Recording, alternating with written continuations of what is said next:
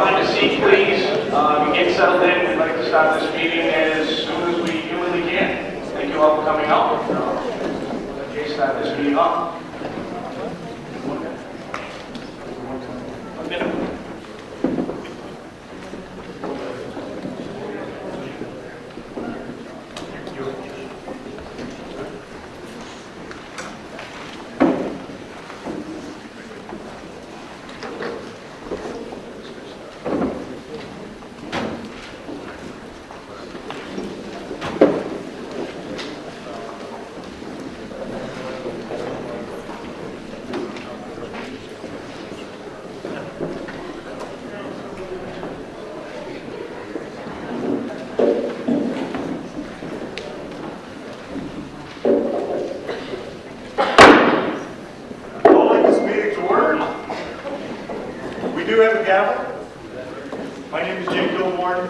President of the Board of Trustees of the Kennebunk Hydropower District, and this is a special meeting of the district.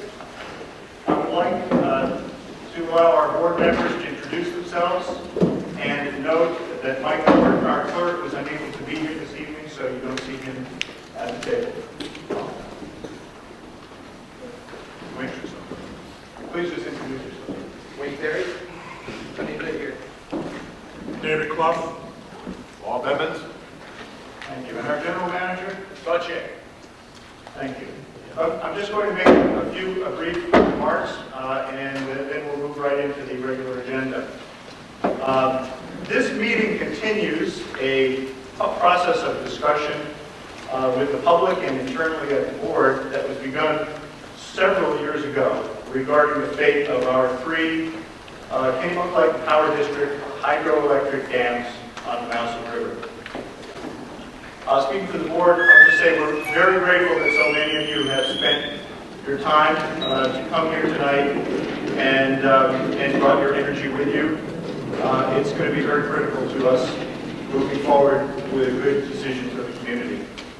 I want you to know that the district's mission is to provide the most reliable service at the lowest possible cost while recognizing the importance of the safety of its employees and its customers. It's pretty simple. Tonight, however, we are talking about our river. The Mousen River is literally and figuratively at the center of our community. But the river's impacts and our decisions also have great geographical reach. The Mousen has been used by our people for fresh water, for food, for swimming, for boating, for sport and recreation, for renewable, climate-friendly, and locally controlled electricity, for profit and productivity for factories and fisher people, for the dumping of our wastes, for beautiful views to enhance property values, and it has been abused for poets and painters, and much more. Of course, the river is also important to species other than we humans here. Rivers are riparian zones, and they are rich in habitat for other species. All kinds of birds, insects, fish, eels, plants, mammals, and other animals. The fish spawned here are part of the Gulf of Maine ecosystem. And they themselves are often food for the Gulf of Maine marine life that we so enjoy eating, that our fishing industry depends on, and our sports fisher people also depend upon. Also, our actions and decisions on this matter reach over a huge geography, not just along the shores of the Mousen or the Gulf of Maine. For example, they reach as far as the Sargasso Sea. Think Bermuda. Asking me, how can that possibly be? Our American eels are born in the Sargasso Sea, and they migrate all the way to the Mousen River and other parts of North and South America. They grow here, and they return to the sea to spawn again. And elvers are a juvenile stage of these eels, and many of you know that they migrate into the brackish waters of our river and the bay, and they are commercially harvested. Those that remain swim or clamber or struggle their way upstream and live here for 3 to 40 years before migrating back to the Sargasso Sea to spawn. So we have a broad reach. We have tried to gather critical facts about all of these subjects that I just mentioned to you, as you will hear tonight. Over the past several years, as time has allowed, and KLPD had a lot to do other than just look at dams, as you know, we have been seeking information, insight, and analysis to assist us in making a decision about these dams. The decision, as I said, is central and important to our community. And our goal tonight is to ensure two things. To ensure that all interested parties have a basic understanding of the information that we have already gathered, as summarized in the study prepared by the Wright Pierce engineering firm, two of whose representatives are here tonight and will be introduced later. But most importantly, the second goal tonight, we wish to receive your comments, your questions, your insights, and learn from you your views on the subject. It is my hope that we will all find a solution together that brings the most wins to our community, our economy, our environment, and to the stakeholders with their unique sets of interests. It is not likely to be that we will answer this question tonight in the future with a yes or a no. It will probably be yes with or no but. And so that's why everyone's views and comments are so important to us as we try and find that best pathway.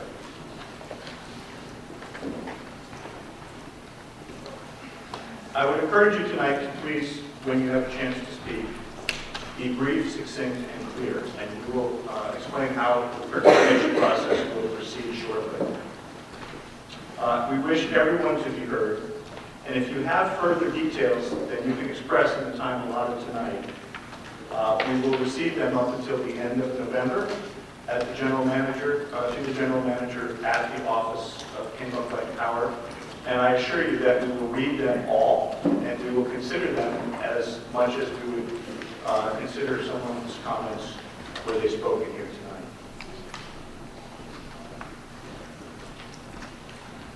tonight. Let me now introduce Todd Shea, our general manager, who's going to summarize the study for you, and then we will kick off the conversation.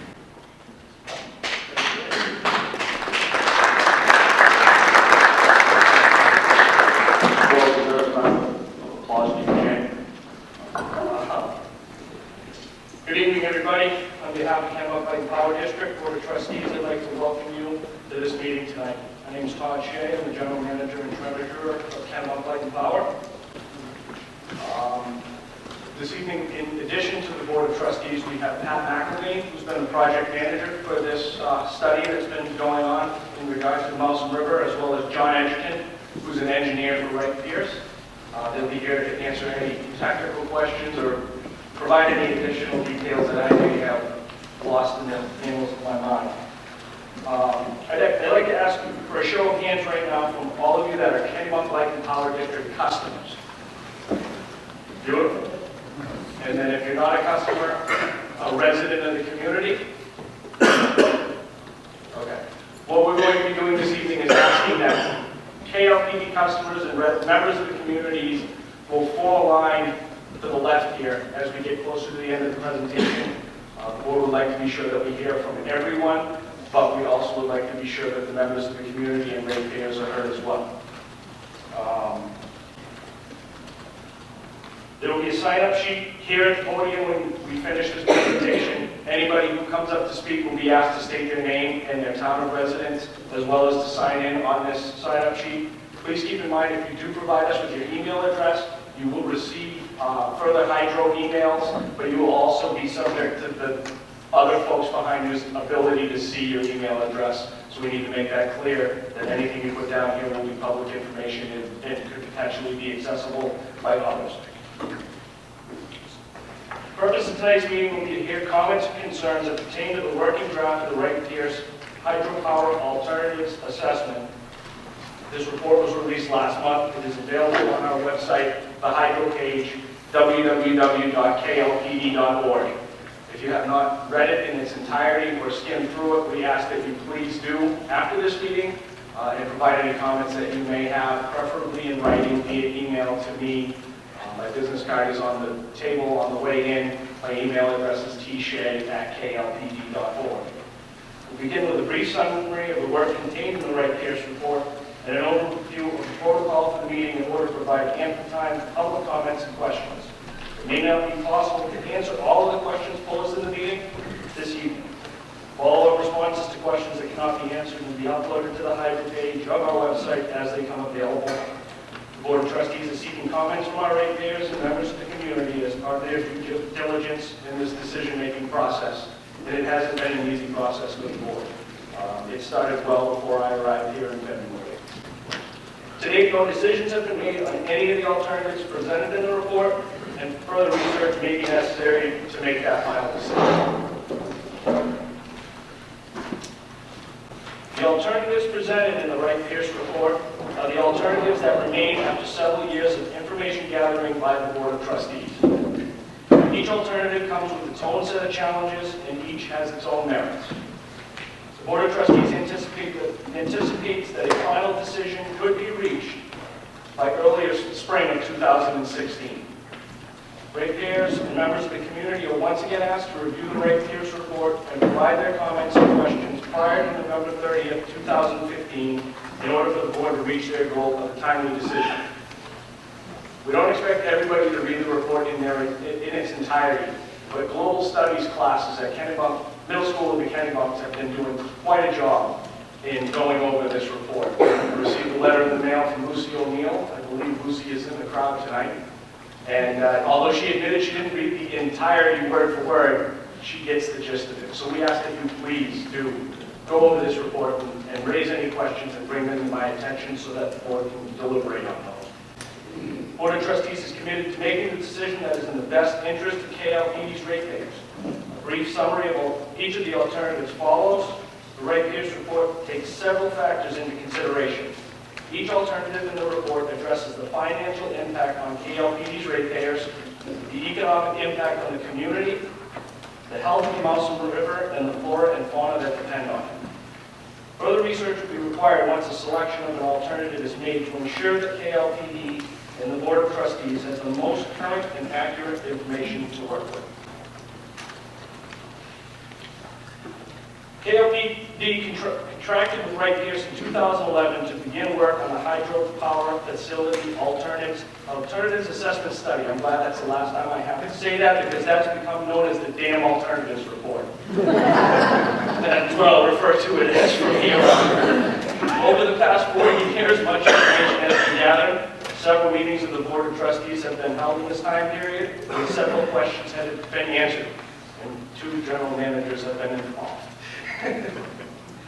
The 4 scenarios that have come from this information gathering are to follow and are highlighted in the working draft of the report. The information is not intended to be a final draft. If and when refinements are made to the draft report, updates will be made available on KLPD's website, and future public meetings will be held. Some of the considerations, once again, that have been made in each of these alternatives are the financial impacts to the district and our ratepayers, potential impacts to the local economy, ecological and environmental concerns and improvements, impact to viewsheds, and impact to residents with property that abuts the river.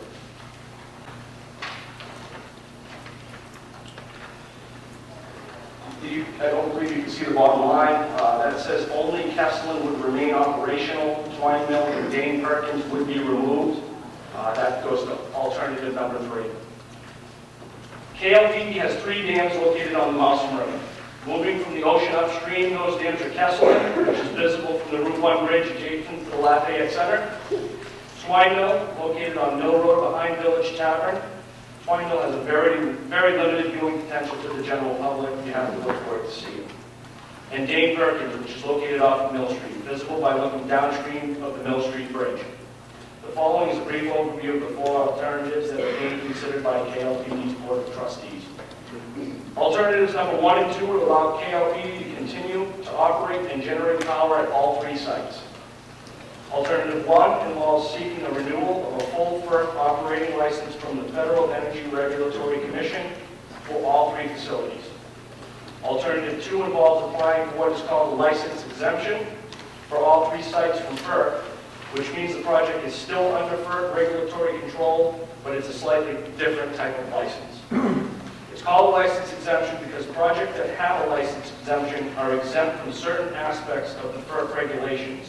Namely, that if a license exemption is obtained, it never needs to be renewed. The license is issued in perpetuity. In both of these alternatives, alternative number 1 and alternative number 2, all 3 dams will remain and the units would continue to generate power. Alternative 3, if successful, would result in the determination that FERC no longer has authority or jurisdiction over the sites. This finding of non-jurisdiction would likely only apply to the Kesselin Dam and generating unit. Alternative 4 involves surrender of the FERC operating license when it expires in 2022. The units would no longer be allowed to operate and the dams would likely be removed as a FERC requirement of license surrender. Alternative number 1. Alternative number 1 requires that KLPD submit an application to FERC for renewal of its license to generate power. The culmination of this option would result in the issuance of a license to KLPD with a term of 30 to 50 years, depending on project economics. KLPD would be mandated to undertake the requirements handed down by FERC in this alternative if a new license is issued. And there is the option for FERC to deny issuance of that license. In alternative number 1, the river impoundments, or ponds as most people know them, would remain, with views being essentially unaltered. As a result, there would be no significant changes to the various environmental and social attributes such as wetlands, wildlife, water quality, and recreational use of the river. The 3 facilities would continue to operate as run-of-river, which means that the amount of flow that enters the impoundment of each dam must be released downstream. That's how we currently operate.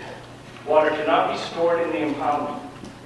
This alternative would likely require the installation of fish passage at each of the 3 facilities along the river to restore access to migratory fish species that the state and federal agencies think are most important to restore the Mouse River.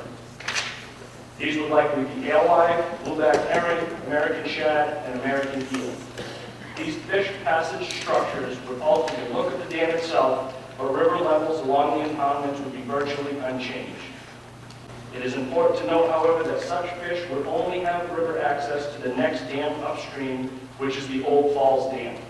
Old Falls is not a facility owned or operated by Kennebunk Light and Power. Selection of this option to reapply for a license to generate power would be the most costly to KLPD and its ratepayers, and costs could increase from what are projected in the report should fish passage not be deemed to be working appropriately. Costs are spelled out in Figure 6-1 of the Hydro report, net values associated with the cost analysis, which will be explained in a later slide. An example of another FERC mandate might include the development of additional recreational features such as access to the river or portage trails around the dams. Other examples are also presented in the draft report. Alternative number 2 is to seek a license exemption. If alternative 2 is selected and a license exemption is issued, the same limited visual changes as those presented in alternative 1 would apply. You would see very little difference in the impoundments that you know as the Mouse River currently. All 3 dams would remain, all 3 units would continue to operate, and fish passage would likely be required at all 3 dams. The public and residents would not see any major visible differences between alternative 1 and 2. The differences between alternatives 1 and 2 are associated with requirements that are imposed on KLPD at the issuance of a license exemption, which are, at any time, new environmental requirements could be placed on KLPD in the license exemption alternative. If a new license is obtained, additional requirements would only be possible in the next renewal cycle. This has been referred to as a clawback clause. If a mandate was not imposed when the license exemption was issued, but is deemed necessary in the future, KLPD can be required to make changes to the facilities. Additional power must be added to seek a license exemption. The studies performed show that there is limited additional flow available to generate more power, and the increase in the amount of power that could be generated would be limited to the capacity of microturbine generators. Research done during the study found that option would increase costs by about $400,000 for the installation of a microturbine, which would result in minimal power generation increases. Alternative number 3 is seeking non-jurisdiction by FERC. This alternative would require proof that FERC does not have legal authority over the KLPD project. The burden of proof in this alternative is placed upon Kennebunk Light Power District to determine whether the Mousam River has been historically considered a navigable river and whether or not post-1935 construction has occurred at the facilities. Further information on the non-jurisdiction filing is available in the report and on our website at klpd.org. You can also find on our website the historical research done by Dr. Bruce Harvey that pertains to this alternative. It's a wealth of knowledge, and I highly recommend anybody interested in the history of Kennebunk, please view that document on our website. Based on the studies developed to date, it is likely such a finding could only apply to the Kesselin Dam, requiring the Twine Mill and Dane Perkins dams and the power generation units to be removed. Several legal uncertainties in regard to this alternative remain, and considerable upfront legal work would be needed to determine whether this would be a feasible option. If this alternative were selected, the levels of the Mousam River at Kesselin Dam would not be altered. The reach of the Kesselin impoundment, how far upriver the dam affects the river levels, is not known for certain at this time. River levels in the stretch of river above Twine Mill and Dane Perkins would be reduced under this alternative, as these dams would be removed. The degree of change would vary depending upon seasonal flows, and that variability can be experienced when you view the river downstream of Kesselin Dam. Fish passage would likely be required for the Kesselin Dam in this alternative, which would allow migratory fish to swim freely through the area where the Dane Perkins and Twine Mill dams currently exist.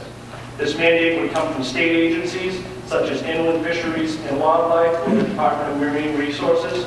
Federal agencies would not be involved in this alternative, as FERC would no longer have jurisdiction over the project. Removal of the Dane Perkins and Twine Mill Dam would likely result in restoration of more natural stream conditions to that section of the river. Improvements that may occur would be improved water conditions, improved water quality, healthier wetlands, although the size and location of some of those wetlands may change. Due to varying flows, the river stretch along the Dane Perkins and Twine Mill area would result in changes for boating. Due to the limited number of homes along this section of river, very few would experience changes to their river views from dam removal. And we will discuss sediment release when we discuss alternative 4.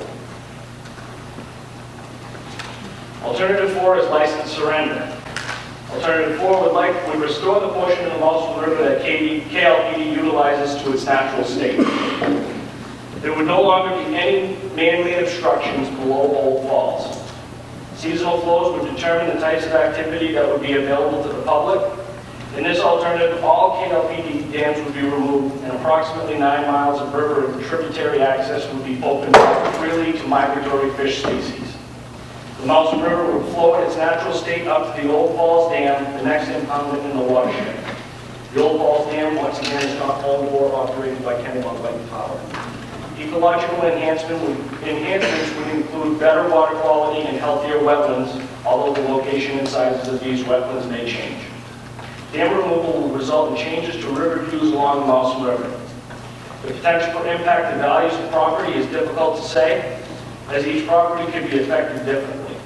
As the river restores itself over a few years, the views would be similar to what one currently sees downstream of Kesselin Dam, a natural riverfront. Concerns about the sediment buildup behind the dams were expressed in March, and KLPD did initiate sampling on November 5th of this year. You may have noticed the impoundment has been reduced, and we will put flyover videos from Maine HDTV on our website for folks to see what the river looked like in that condition. The sampling results are not yet available, but as soon as those results are available, they will be uploaded to our website for the public to view. KLPD would be required to follow any directives of the state agencies regarding proper management of sediment should they be found to be contaminated and the choice to remove the dams to be made. Reduction in the water elevation by removing the dams could possibly help to reduce flooding in areas where the impoundments now exist.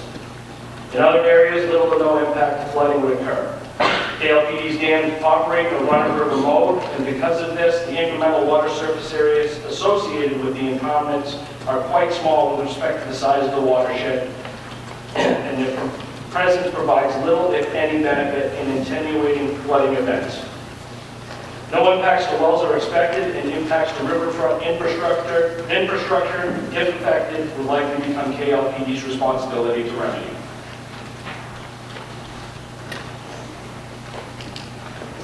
Projections of costs associated with each of the various alternatives have been developed through the fact-finding process.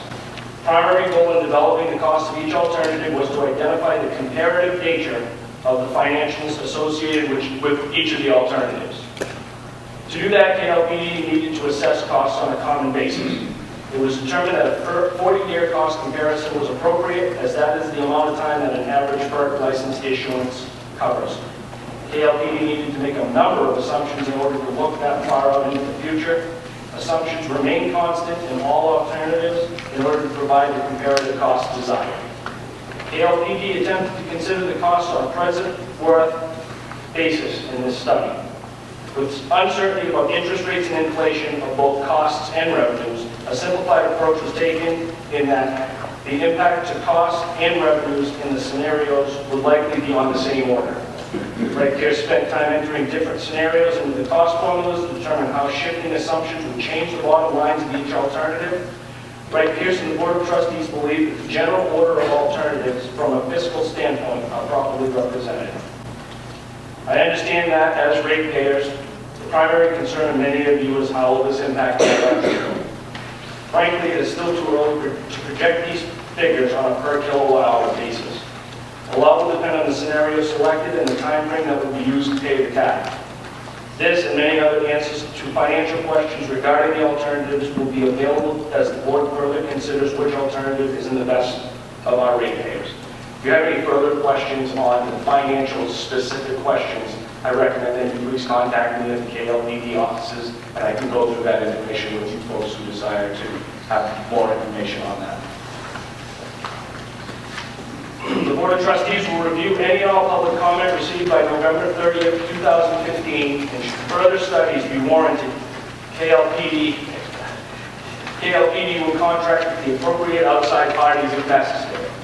Questions and comments that come out of tonight's meeting will be forwarded to the Board of Trustees for their review and consideration. Please stay tuned to our website, www.klpd.org, for future meeting dates and times.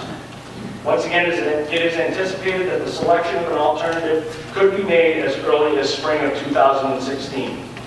Once that decision has been made, the board will begin the process of preparing and filing the notice of intent to FERC in advance of the March 30th, 2017 deadline. KLPD's license to generate power at our 3 facilities will expire on March 31st, 2022. The Board of Trustees, through legislative action and subsequent public vote of the residents of the town of Kennebunk in 2006, is authorized to make a decision to bond on behalf of the district in its entirety. In the event that the trustees select an option that will require an increase in the district's debt limit, currently set at $6 million, a vote of the residents of the town of Kennebunk will be necessary. Recent legal interpretation of legislative action taken in 2006 has confirmed the board's understanding of the authority given them in regard to bonding, and runs contrary to information that I provided at the March 2015 meeting. I apologize for that erroneous information and the confusion that may have caused, but the Board of Trustees does have the authority to make bonding decisions on behalf of the district.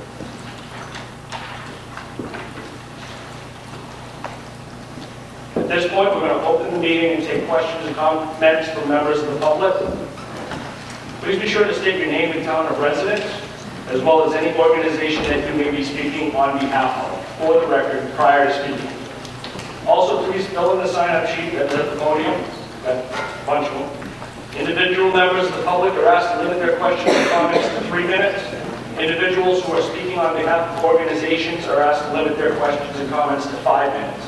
In the interest of adhering to a 9:30 adjourning time of this meeting, we ask that people do not ask a question that has already been asked, and that all questions and comments be made in reference to the Wright Pierce report. Also, please allow everyone a chance to speak. At such time as everyone has been heard, it may be possible for individuals to ask further questions that they may not have thought of in their initial allotted time frame. President Kennebunk will do his best to keep us on schedule and on task in an attempt to adjourn by 9:30.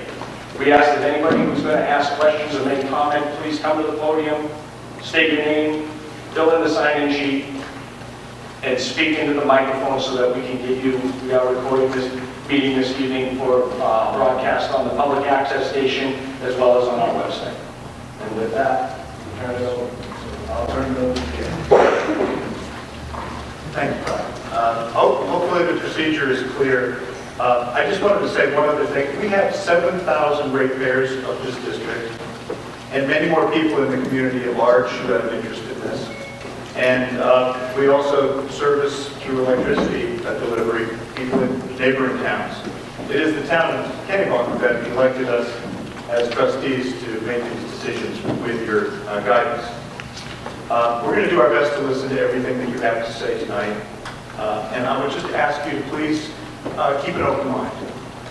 Try not to let your own firmly held beliefs and notions about your own views or those of other individuals or organizations that may be presenting tonight to close your minds in any way. I think all of us bring a little bit of the truth to this conversation. We all come at it from different perspectives. And that's what we're hoping to hear from you tonight. When you speak, if you would, again, please limit your comments to 3 minutes. Our general manager, Todd, will be keeping track of time, and I'll be encouraging you if you're not aware of how long it takes. And remember, we can take written comments. So try and be succinct, clear, get your points stated. And if you would, again, make sure that we have a line of, if there are a number of people who want to speak, and I assume there are, make sure we have a line of 2 or 3 over here, so that we aren't wasting everyone's valuable time for someone from far in the back to walk up to speak. And I'd also like to try and figure out if we can have these sign-in sheets. So I'm glad I did that. If we can put the sign-in sheets down here perhaps so that they can sign in before they get to the podium.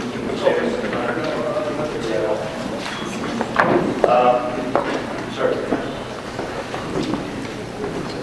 My goal would be that not everyone in the room has to be standing in line to wait to speak. You can wait, wait your turn in your seat.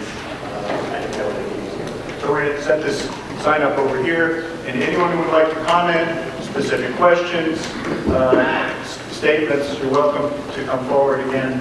We're looking for ratepayers to speak first. And if you'd like to make any other comment, please wait.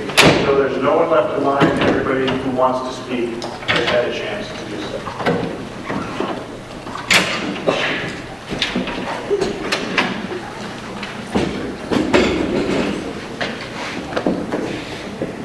I'd also ask, please don't walk in the area with the cords of the tripping hazard. Come on forward. Our first victim. Thanks, sir.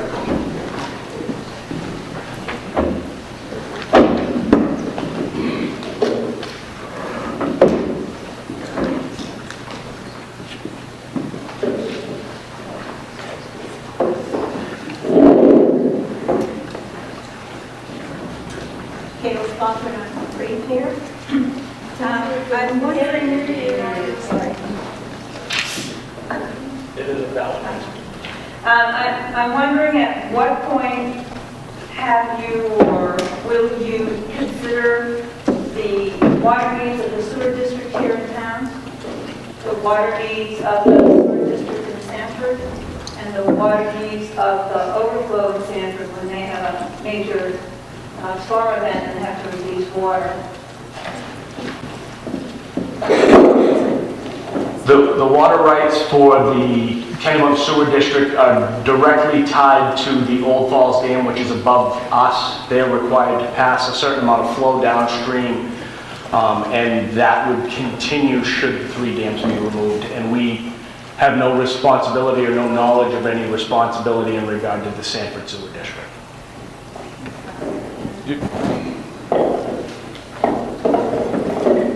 So you may not have responsibility, but those events might happen. So would we, for instance, if we took all of the dams out, would we have enough water flow so that anything that comes down the river could be carried however it is now out to the ocean? I'm assuming it's at least semi-treated.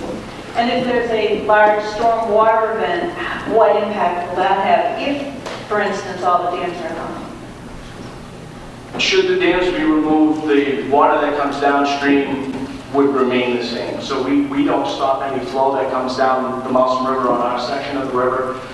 That requirement is from the Old Falls Dam, and so there would be no change in the amount of flow. It would just be the amount of water that you're experiencing as the river. That would be the difference. So we don't regulate that flow. That would continue to have to come down from the dam above us. And not having our dams here would not create a problem with that flow? Not to our knowledge, no.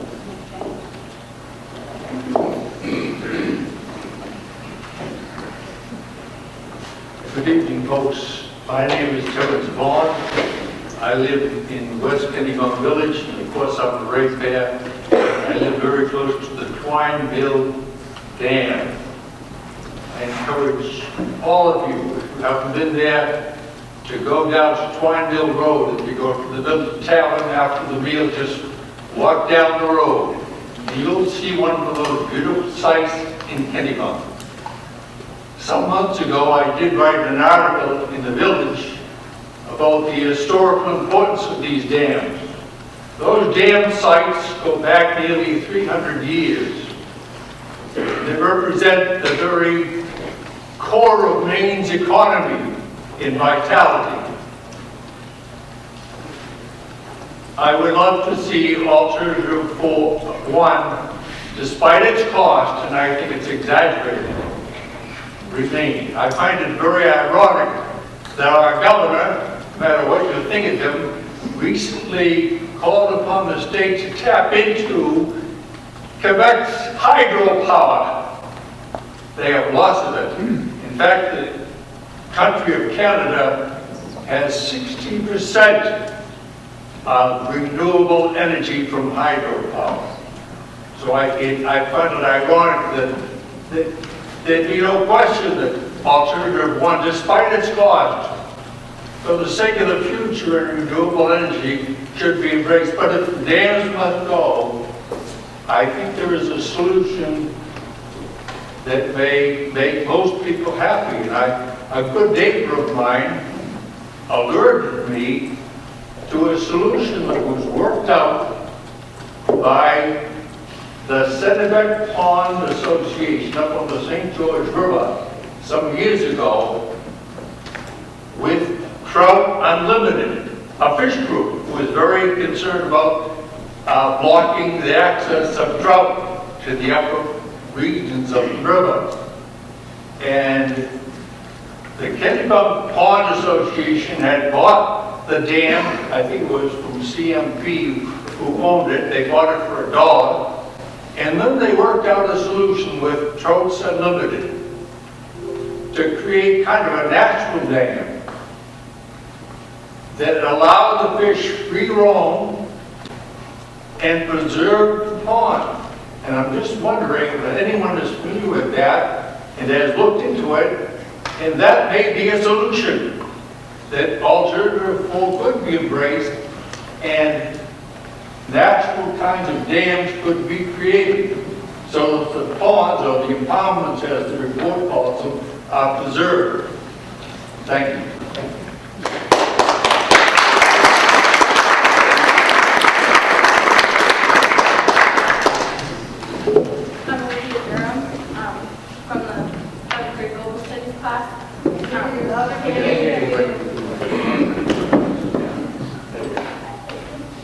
I'm Olivia Durham from the 7th grade Global Studies class. Have you ever wondered what it would be like for a dam to be taken down? Well, that's what this controversy is about. I believe that certain dams should be taken down and certain ones should include a fishway. I also believe that anyone voting on this issue should know what they're voting on and the impact of both decisions. First, I would like for you to know the pros and cons, so to speak. When a town or city is planning on building a dam, they have to consult with the Federal Energy Regulatory Commission, or the FERC. 5 years before the license terminates, you can decide whether the town will renew the license or let it terminate. The town also has to pay a substantial amount of money to obtain or renew a license. The national government sets the regulations of possessing a dam in the town. All dams are built to last about 50 years. However, most dams are a handful of years older. The local government also has the task of making sure that the dams are safe for the public. Many people thought that hatcheries would be a great way to replace any fish that died because of the dams. The definition of a hatchery is a place where the hatching of fish or poultry eggs is artificially controlled for commercial purposes. If the fish is unable to swim upstream and mate, they are beaten to death. After they die, they cut down the stomach of the fish and extract the eggs. Also, the fish spend a lot of time in the hatchery before they're released. When a wild fish and a hatchery fish mate, the fish that they produce may be different from a fish produced by 2 wild fish. The fish would then be more susceptible to the predators in the river. Do you think that hydroelectric power is a good, sufficient source of energy? It's actually not as adequate as you might think. Less than 5% of the hydroelectric power produced by turbines is actually used in Kennebunk.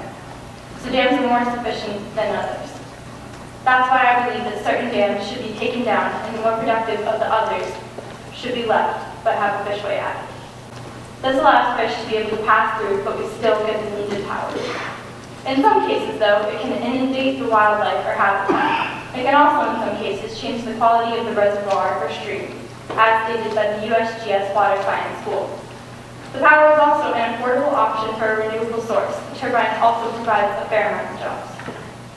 I firmly believe that we shouldn't think of it as taking a dam down or leaving a dam up. I believe that we should think of it as what would be the best solution. I would like to end with a quote. You can be informed as much as you would like, but if you don't participate, then you might as well not know it at all. Thank you.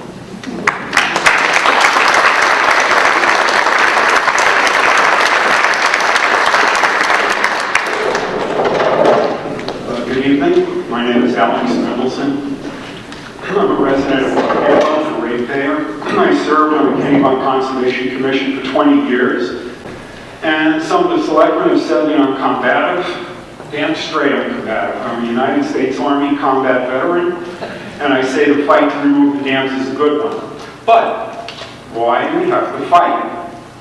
Are we going to be short-sighted or visionary? When we consider what to do with the ancient dams on our beautiful Nelson River, we have to look outwards. We should consider the estuary, the Gulf of Maine, and the greater ocean, not just the river itself. Let's listen to knowledgeable Mainers. Maine scientists are telling us the Gulf is warming at a rate faster than nearly anywhere else on the planet. Water temperatures measured by scientists in Maine in 2012 show the highest ocean temperatures ever. Worse, Maine scientists are measuring abnormal acidification of the seawater. But we can mitigate damage locally by shoring up our coastal ecosystem. Catherine Mills, a fisheries ecologist at the Gulf of Maine Research Institute in Portland, put it this way. Let's pay attention to the factors we can exert some control over and try to identify the ones that produce the best bang for the buck, which I'm sure the trustees are aware of. Matt Abbott, the Fundy Baykeeper at the Conservation Council of New Brunswick, echoes her thoughts. He said, if we ensure coastal habitat is as robust as can be, that's going to help the ecosystem be resilient. So, are we short-sighted or visionary? Well, some folks in town point to historical values of the dams, but they like the look and sound of the artificial waterfalls. And a few abutters enjoy the placid waters behind the dams. That limited gratification comes at great ecological cost. Keeping the dams means native sea-run fish populations, such as American shad, river herring, and brook trout, will continue to suffer. What's more, expensive fish ladders will do nothing to abate low dissolved oxygen levels in the relatively stagnant artificial ponds above the dams.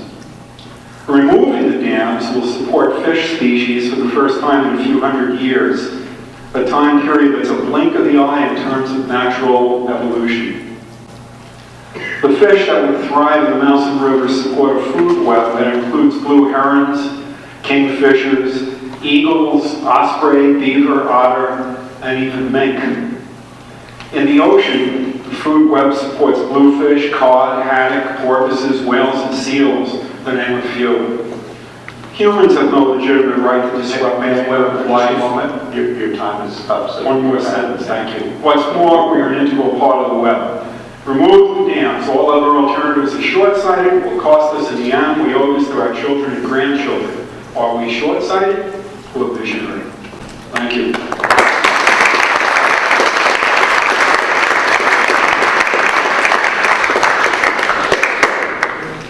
My name is Bill Kahn. I live at 82 Fletcher Street here in Kennebunk. In the newspaper in the last year, there was a story about fish ladders on local rivers in southern Maine. I think it's disingenuous to have talk of now fish ladders on the Goosan River being not good. I can't understand it. The second point I want to bring out is property values. A neighbor, about 5-6 houses from me, had a buyer for their home. The buyer backed out when they found out they were going to lower the river. I don't see that person here, but I'm sure someone else can fill in the numbers. I think it was around 40,000, might be 45. And they have the house on the market at least $40,000 less. So that's a definite bad thing, the way I see it. The other problem I have is we are looking for non-carbon energy. We don't want to burn oil, we don't want to burn gas because it puts heat into the atmosphere and so on. We have a chance here to keep what we're going with hydropower. If anything, we should be increasing the hydropower. That's all I have to say.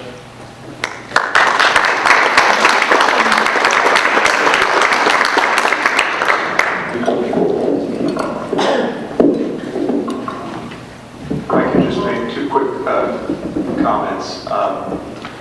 I just ask everyone to think about the words that you use, and I know that no one's meaning any ill towards the board, but exaggerated and disingenuous, which have been used by a couple of folks speaking, tend to say that we've intentionally done something here. And I just want to remind you that the process that we went through was to hire an engineering firm to help us do a very scientific and impartial study. We have done our best.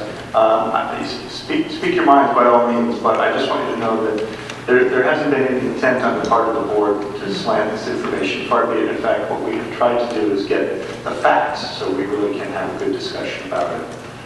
Thank you. My name is John Toledo. I live at 70 Fletcher Street in Kennebunk. I'm a ratepayer. I have a question for Kennebunk Light Power District.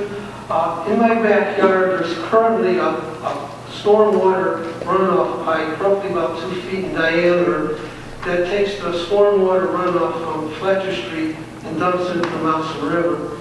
My concern is if the dams are removed and the width of the river is lessened, I'm concerned that the water runoff coming through this 2-foot pipe may not reach the river. And as such, will there be water ponding and create a breeding place for mosquitoes? I currently have my yard treated 4 times a year for ticks, so I have no problem there, but I don't have a mosquito problem now. I'm just curious, if stagnant water develops because water flow can't get to the river, will I be if I have a mosquito problem, will the property owner have to be liable? And I'm just curious, are there maybe more than just one of these runoff pipes going to the to Mouse River? Thank you. Thanks, that's a great question. So under a scenario where the dam would be removed that results in an impoundment behind your property and the water level were reduced, at least seasonally, one of the things that would be done, there was a very brief reference to it in the earlier remarks, would be an assessment of infrastructure around the impoundment to determine whether there are things such as storm drains or other features that would need to be adjusted to take into account the impacts associated with lowering the impoundment that would come to the dam. So again, if the district were to decide to go for option 4 and remove the dams, each of the impoundments would be surveyed to see what sort of features like that would need to be addressed. Okay, thank you. Thank you.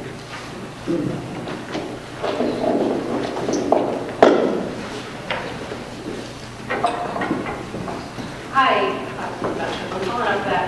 My name is Patrice McCarran. I am a resident of Kennebunk. I live on a butter to the river, 54 Brown Street.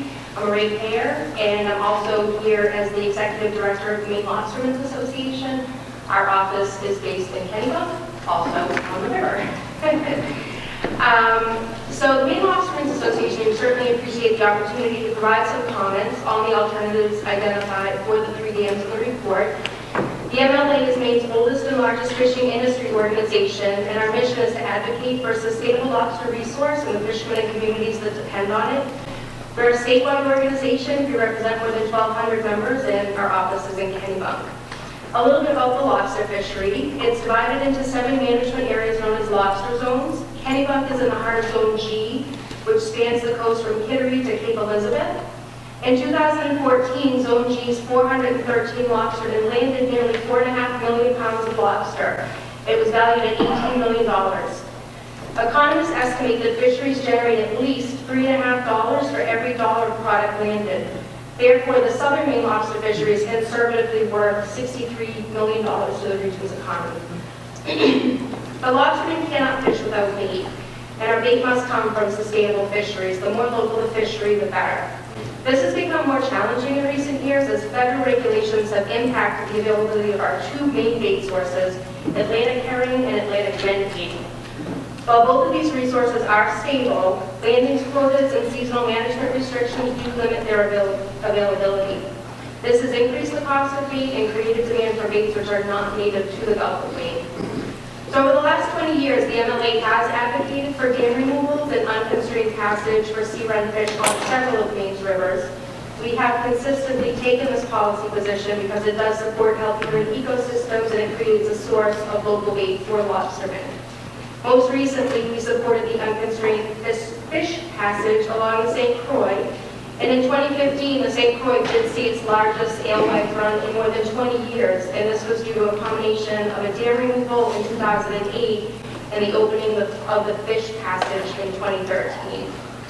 So we strongly support the license surrender option identified in alternative 4 in the report. Removing the 3 dams will support the return and expansion of some of the Mousome's native-run sea fisheries. When species such as blueback herring, shad, river herring rebuild in the river, they can be harvested by local fishermen and sold as bait to lobstermen. Removal of the dams will also support the expansion of the American eel population in the river. The river currently supports several Elver nets, which are set below the Castellan Dam. It's a very, very lucrative spring fishery, which has commanded as much as $2,000 a pound, compared to $4 per lobster. Dam removal will also improve natural flow conditions, which will enhance the overall health of the wetlands, and wetlands do serve as important nursery habitat for many marine species. It will produce faster moving water, which will improve our water quality through cooler temperatures and higher DO content. And in addition to providing these significant ecological benefits, which do support the area's lobster fishery, it does appear to be the most cost effective. So from a lobsterman's perspective, dam removal is a sound policy decision. It will help to restore the native fish runs, improve water quality, and create a healthy ecosystem. So we do urge you to support alternative 4. And just as a resident, a landowner, and a mom, we love the river. We use the river, we kayak and swim. and we would love to see it restored. So from our family, thank you.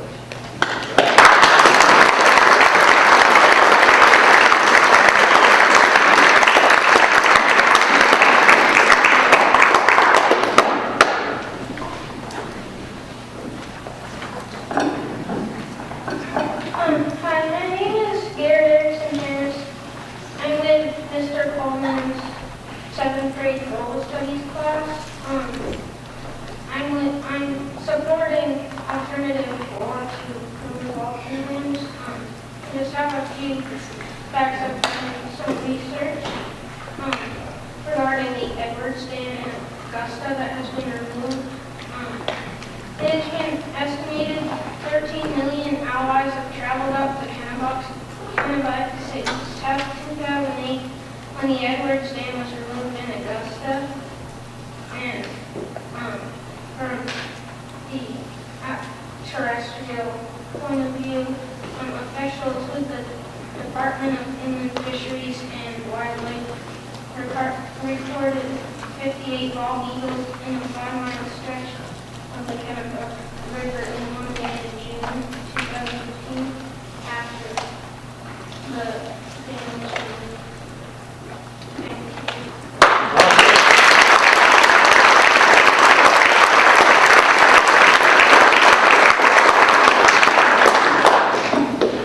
Hi, my name is Lauren Lassard, and I'm here in favor of supporting number 4. I'm a ratepayer, and I live down on Intervale Road, 24, which is at the very bottom of Intervale. I moved in 2003. 2006, we had our first flood on Mother's Day. We all thought it was a fluke, and 11 months later, we got flooded out again, much worse. I'd like to see all the dams taken down to help us have peace of mind. I run a business, a daycare out of my home. I'm licensed, I've been there for 13 years. And the panic that it puts me in personally and our whole neighborhood is quite difficult to determine what's going to happen with this river as we see it creep up further and closer to our homes. We got raised. Barry Tibbetts was kind enough to do diligence for us and got us all raised, and several were bought out. And as much as it's helped, it's not prevented the problem. We call it Kennebunk light and power. It's not over for us because we keep coming back to being flooded out, not as severely, but live about a football field away from this river. And it comes clear across the street, right up my front yard. And I've got to make a quick decision on how am I going to get these children safely out of my house. I can have up to 6 or 8 a day, plus my own family. I have 4 children that are grown. So it's not over for us. I'd like to see the dams come down. Also, I have a small brook that runs alongside the right side of my house. And I have a friend who had a box truck pick up kitchen cabinets for me. And they were stored by my garage near this brook. And we had a lot of heavy rain. The brook rose and high winds came and a tree came crashing down on my friend's truck, on my garage. And I feel like there's too much water in this river. And to have the dams come down, help it flow more freely would be very helpful. So thank you for coming out tonight and voicing your opinions and your feedback. Thank you.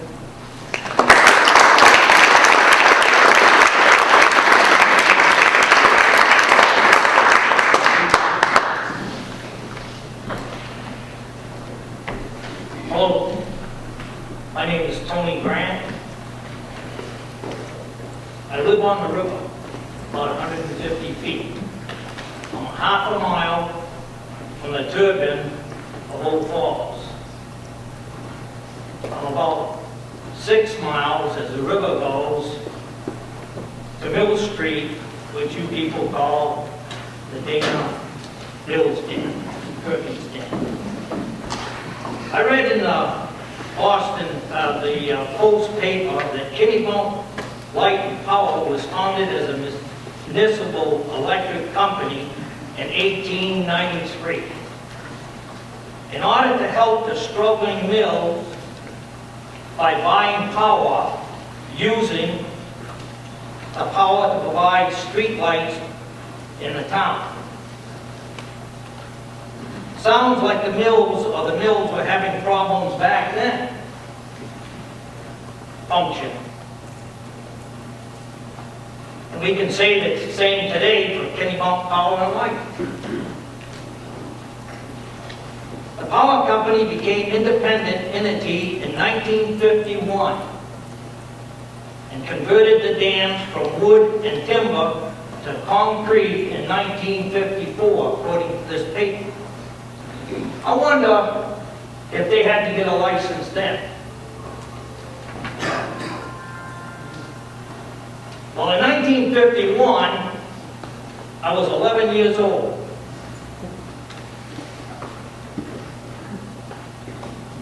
And from the time I was 9 until the Sanford Mills closed, I, along with my friends, would go down High Street to a place called Mike Myott's and buy an ice cream, and then we'd go out behind his establishment. And the reason why we did, we went out to watch the Mountain River. Why? To watch all the different colors of water that went by. It was light blue, yellow, green, you name it. It was going by one time or another. Sometime when the river got high and overflowed its banks and then went down, there was pieces of wool hanging on the trees and other debris, and it smelled. It smelled a lot. Mr. Grant, I'm sorry to interrupt you, but you're at your time if you can help us wrap it up a little bit. Okay. My point is this. That water still has pollution in it. I haven't seen any results yet from what is happening with somebody testing this water. My final point is this. Tear down the Keshler Dam, tear down the Twine Mill Dam, take the turbine out of the Dana Mills Perkins Dam, fill the hole with cement, let the dam hold back the water with no splashboards, and let that be used for the next generation for people to kayak and canoe back and forth. Thank you very much.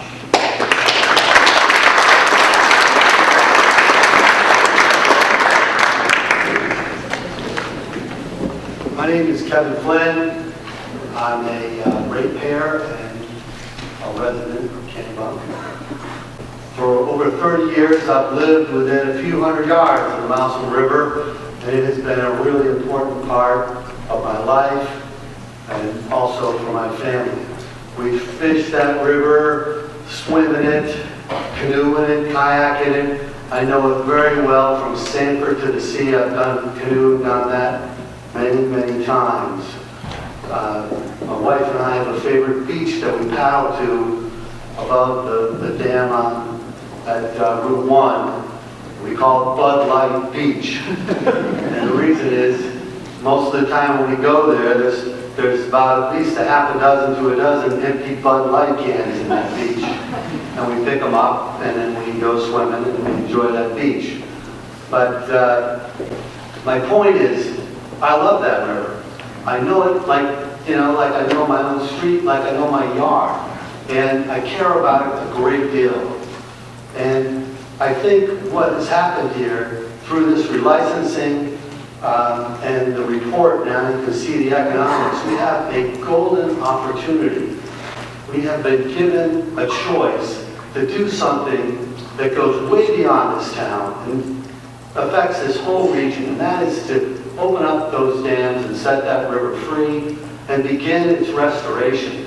I know there's plenty of history in it, lots of pollution in there, I worked on the Conservation Commission in this town for a long time. I took water samples and ended up making that river be classified Class B, and that was several years ago. And I know the river has been polluted and all kinds of things have gone down. I know where a lot of the trash dumps are along the river where people threw garbage over the years.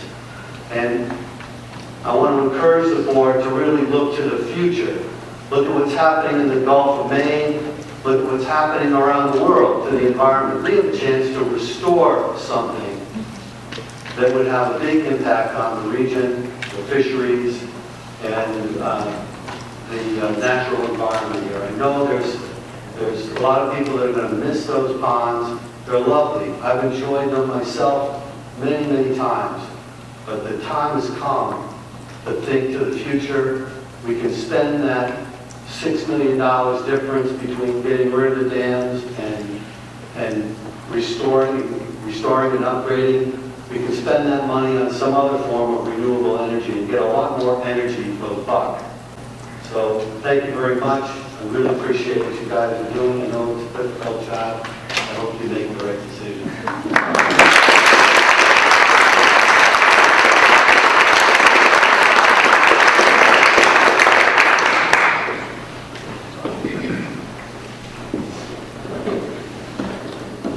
My name is Nancy Campbell Jones. I live on the Mountain River, directly on the Mountain River.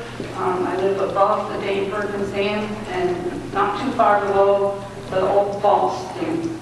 According to water level studies that these people have done, the water level after alternative number 4 in the area that I live will be 1.9 feet deep right now. And the river will be 19 feet wide. Right now I have a river that's 300 feet wide and 6.5 feet deep. I think alternative number 4 is too severe. And I would like to read an alternative. I have a whole bunch of information here, but I don't have time to do it. So my alternative is this, and I'm just going to read it because I'm really nervous. Because I own a half-mile of river frontage on the Mousom, I got the chance to talk to the fishermen, canoeists, kayakers that float up and down the river. I always ask them where they are from and where they put in on the river.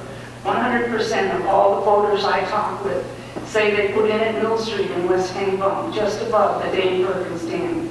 At that location, there is an easy access public boat launch established and maintained by the power company. Or they put in from the 2 campgrounds in West Kennebunk above the Dane Perkins Dam. The river from the Dane Perkins Dam up to the Old Falls Dam is some of the most beautiful and least built up on the whole river. Both shorelines and the water above that dam are quiet and gorgeous wilderness. The only thing you hear there are the birds and the splash of your paddle. If the power company just has to eliminate dams for those precious alewives or to save money, or whatever all the other reasons are that we heard tonight, why can't they take out only the 2 dams closest to the ocean and leave the Dane Perkins Dam for the tourists, the canoeists, the kayakers, the fishermen, the fishing birds that live there, the turtles, the otters, and the beaver? By the way, we have turtles in the river up where I live that are this big. And they have females that serve them. And there's beaver families in the river also. All that wildlife will have to be moved or relocated when the water level goes down to 1.9 feet. They can't live there. They will have to be taken out. And we will lose the fish we already have there, which are smallmouth bass, pickerel, and trout. Why are these new fish that everyone talks about more important than the wildlife we already have in the river? Are they new fish that you want to come back in the river going to run or spawn in shallow water that's any higher up the river than below the Dane Perkins Dam? How many miles is that? Is it worth losing all the fish and animal wildlife we already have in the river for only the hope that the alewives will come back to the river? This alternative suggestion keeps half of the town's most beautiful asset from turning into a brook. 1.9 feet of water is a brook. A brook full of rocks, ledges, smelly old rotting trees, and old rusted trash. The power company could save costs by no longer generating any power from the Dane Perkins Dam, take out all the power generating machinery, and just leave the dam in good general condition. I'm sorry to interrupt. Your time is just about up. If you could help us. Okay, almost done. The power company will no longer have any cost for eliminating that dam or for its power generating operation, and it may be that they will not have to re-register it with the state or federal agency any longer. In this scenario, the town will get to keep half of its recreational asset to generate tourist revenues. Additionally, we'll save all the costs of wildlife relocation and half the river cleanup costs. How much would we save for just those two items? And we would still be able to get the power company and the environmental people most of what they want without eliminating a whole precious, gorgeous wilderness. Thank you.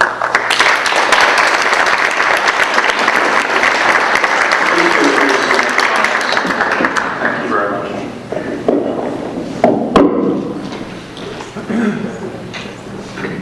Hi, I'm Bill Graven, and I'm a resident of Kennebunk and a ratepayer. I've also been active with MKRA, but I'm speaking tonight actually for York County Audubon that I'm serving as president of.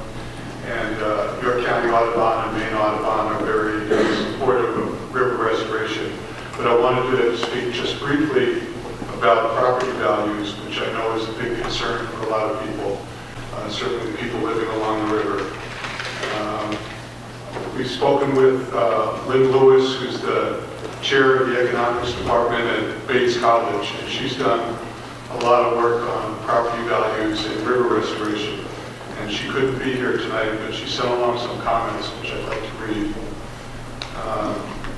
And she wrote, my colleague Curtis Bowen and I have estimated the impacts of dams and dam removals on property values on the Kennebunk and Kennebunk rivers.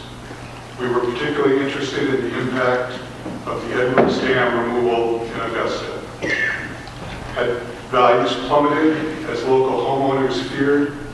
We collected house sales data and housing characteristics from before and after the dam removal. The value of nearby homes went up after dam removal. This study was published in 2008 and received considerable attention. Also published that same year was a study at the University of Wisconsin. They also found that small dam removals improve nearby property values, specifically that shoreline frontage along small impoundments confer no increase in property value compared to frontage along free-flowing streams, and that the same is true for non-frontage property. Both of these studies found that free-flowing rivers with fish and clean water confer as much or more value to property owners as do small impoundments. In related work, a study in Oregon in 2008 and another in 2013 looked at the economic effects of the riparian corridors and found that the economic benefit of being adjacent to rivers and streams even extended to properties up to a half mile from the corridor.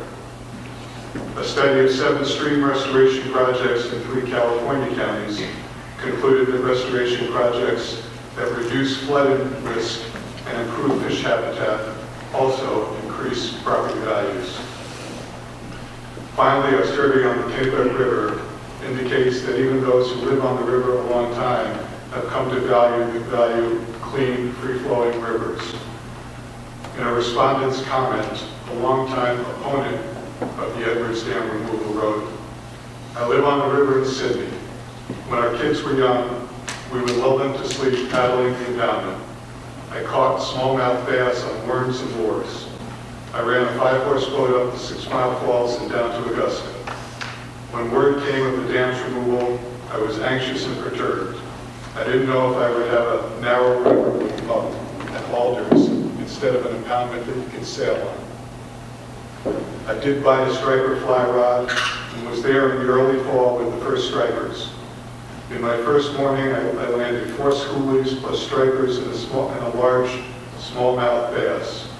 Birds, raccoons, fox, deer galore, ever since, with a different eagle pair every 2 to 3 miles.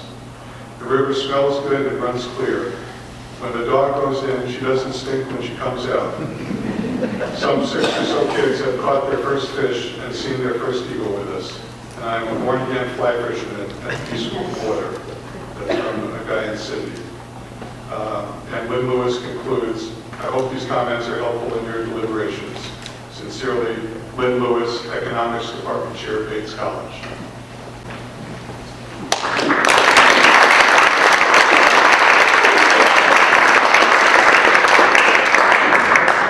Thanks to the organizations for keeping your comments well under the 5 minutes. And I just want to take this moment, if there are folks standing around the outside of the room who would like to sit down, if people who are sitting next to empty chairs would raise your hand so that everyone knows. So encourage you if you're tired of standing, it may be a long night. Thank you, President Kilgore. I want to thank you and Todd and the trustees for making this event tonight. I think it's been very informative and useful for people that can now have questions and answers and have dialogue on this important issue. My name is John Burrows. I'm a Kennebunk ratepayer, Kennebunk resident, and I'm a founding member of a bill called the MKRA, which is the Mousam and Kennebunk Rivers Alliance. We are a group that's interested in restoring and protecting the health of both Mousam and Kennebunk rivers from their headwaters to the ocean. I have a few comments I want to make about the report, actually. I just want to let you know that we'll be submitting extensive written comments on the report, so we'll not go into a lot of detail on those tonight. A bunch of folks asked me, or thought it would be useful if I talked about my professional background a little bit in the beginning. Please speak into the mic. Sorry, is this better? Yeah. Thank you.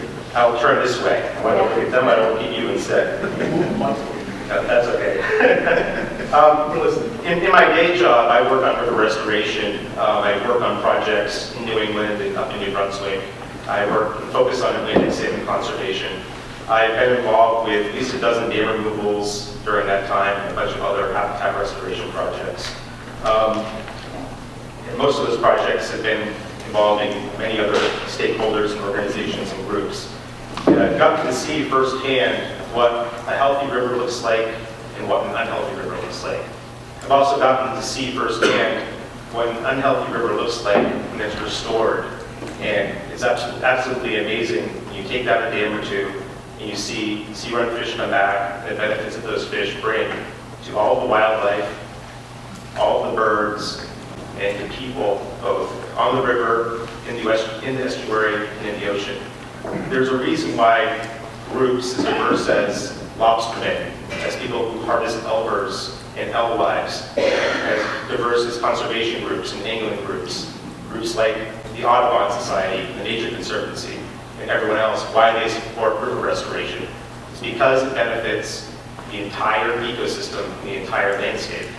We have nothing to fear in terms of loss of wildlife habitat or impacts on birds and wildlife that currently live in the Mousam River corridor. On November 5th, I actually paddled the entire stretch of the river, and I probably spent more time during the drawdowns over the past 6 or 7 years than probably anyone else in town. So I've seen the river drawn down. And 2 weeks ago, I was absolutely amazed at what I saw. Basically, for the vast majority of the 3 miles of impoundment, you had sand everywhere in terms of the substrate. It wasn't sand, it was solid bottom and ledge. There were very few areas that anyone could call muck, and all those mucky areas were literally right upstream from the dam at Keston. Everything else was natural and clearly would vegetate very, very quickly. In terms of benefits to wildlife, every species which has been mentioned so far tonight is due to benefit if the river is restored. We have a place now where we have a relatively small riparian corridor in a lot of places. In places where we're going to gain back anywhere from 5 feet up to 80 feet, that's going to become riparian forest, mix of wetlands. It's going to become a diverse habitat which will benefit birds, wildlife, and everything else. Beyond that, we remove dams and bring back native fish species. And I think what's really sad is the Mousam River has been dammed off and on for 350 years. But remarkably, we still have American shad, blueback herring, and a bunch of other species below the Keston Dam every year. If you remove the dams and give them a chance, they will come back in great numbers, and we'll have a clean, healthy river. It will be an asset for our community. With that, I think I'll finish. Thank you.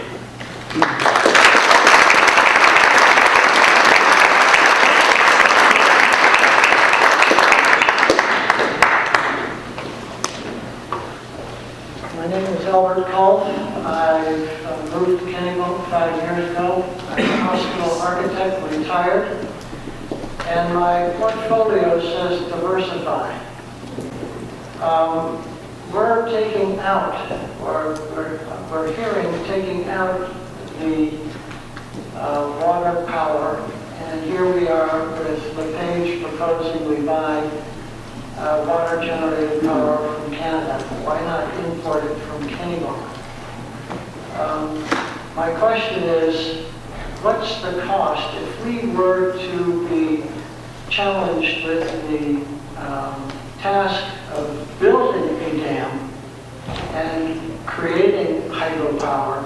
What would it cost to build a dam? We have a dam now. I'd just like to see the numbers for a new dam so that we can compare it to what we're talking about. I think we have a resource here that we should really evaluate carefully.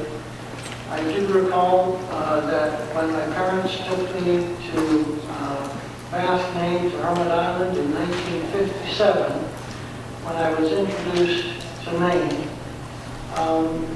it was such a drawing power that I thought, well, let's retire up here as well.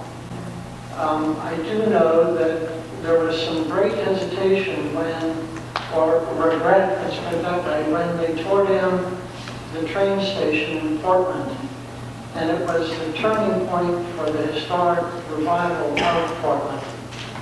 I think the river and the dam right at Route 1 is so visible to our tourist trade that if we reuse the dam for recreational purposes as well as educational purposes for the young on how to make efficient hydraulic power, whether they're microturbines or whatever they are, the future is unknown. I do know that Tesla and all its efforts to make batteries more effective and the research in storing the electric power that's generated from hydropower and solar is just around the corner.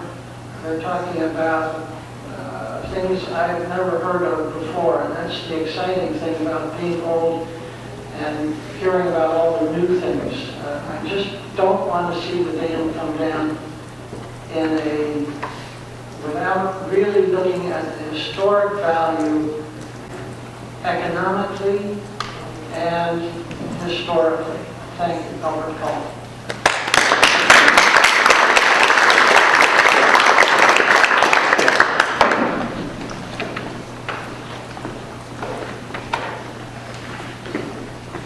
Good evening. My name is Rick Revere. I serve as president of the Saco River Salmon Club and Hatchery. I've been involved with a number of habitat restoration projects through the course of my life. And I just wanted to speak to how wonderful it is to see the transformation, to be able to watch the transformation of habitats that are being restored. Wildlife, they do displace while work is being done, but they're very quick to return, and the species that are all around, you'd be surprised thinking of one project that I worked on where herons were commonly seen. And after an impediment was removed and the habitat was restored, we would see those herons right there at the base of the falls and right where rapids were, and they would be right there feeding just like they always had. So a lot of times we have this misconception that we're going to lose things. Actually, we don't. Many people who witness the transformation of habitats are pleasantly pleased when they do. They start out with misgivings, but when all is said and done, they're happy with the changes that they witness. I spoke at the March meeting about fish passage systems. Of course, this is something that we deal with all the time with our salmon restoration effort.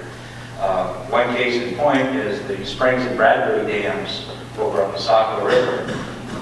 For the past 2.5 decades, the owners of the dams have been having problems passing shad. And they've spent a huge amount of money and have suffered all kinds of grief trying to get shad through those two dams. And it's still unresolved. It's an ongoing process. And this is not going to be an easy matter. And I just like to call that, have you all call that to mind, that not all fish passage systems are created equal. Different fish species have different needs in order to be able to pass impediments. And because it might work well for one or two species, there's always going to be those other one or two species that you have problems with. And it's not just retrofitting the fish passage systems, that all requires studies. And studies cost money. So I just wanted to, give everyone a reality check there that the fish passage system is not a silver bullet. The needlefish ladders are not a silver bullet. They can be a real headache. I guess that's about it. Thank you.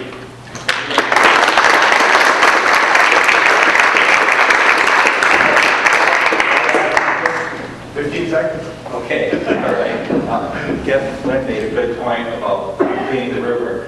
We conducted a trash drive on the Saco River this year, our organization. We worked with a whole bunch of agencies and Boy Scout troops and what have you.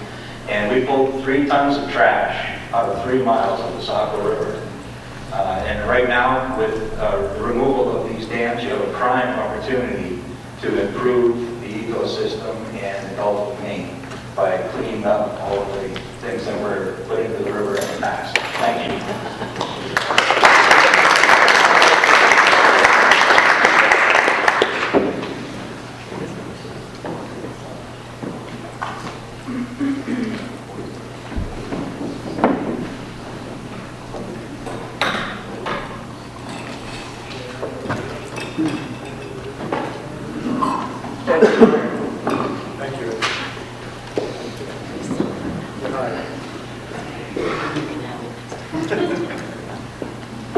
Hi Jay, hi Todd. My name is Peter Ashley, and I have actively worked in the alternative energy field since the early 70s. I was hired by Mr. Philip Davis to assist the crew of the Kennebunk Light and Power District and others to install and offer suggestions for the 3 plants on the Mousom.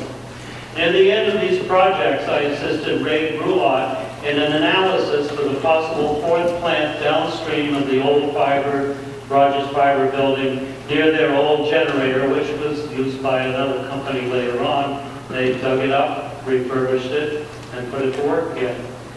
This plant down below the Rogers Fiber would have produced a run-of-the-river plant output of about 1.2 megawatts. Now, we've looked at the first draft, I hope it's not the only draft, and I say here, reading the Wright-Pierce report left me disappointed with the marching orders that could have included a proactive outlook, sending a more unbiased, inspirational report to the ratepayers, general public, and trustees. There was no mention of the hydraulic head available at each site and the calculated power that could be achieved. The possible use of micro-turbines was mentioned at each site, especially at Pestlin. It would improve the use of unused parts of the flow duration curve, which I believe was an error. In the back of their report, you all looked at the references. It's a blank page. So I think in any scientific report or something of this critical value, that the Kennebunk Light and Power Company got shortchanged.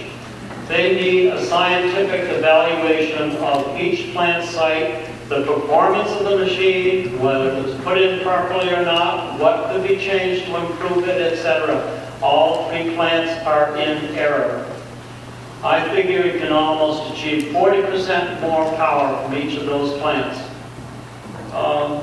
Since I put them in, and working with the Kennebunk Light and Power crew, I know things that no one else knows. The twine mill, the setting could be 3 feet lower. I tried with Mr. Davis to get a tail race flow put in there to increase the head, so they wouldn't have flashboards, so the output of Dane Perkins could be improved. Dane Perkins' turbine runs clockwise. The water enters into the case in a counterclockwise fashion, completely opposite to the rotation of the machine. When you Excuse turn me, it up Peter, to full power, with respect to the it's like an others, engine your time is just about up. What's that? Your time is up. If you, I wish to say at the very end that I am not in the hydro business. I'm in the alternative energy solar business and the wind business. And we don't need to worry about hydro in the future because solar is cheaper, you can do it at home, and it displaces all the losses in the grid as you move the power from one place to another. And so let the fish live on. I was a fisherman for 10 years.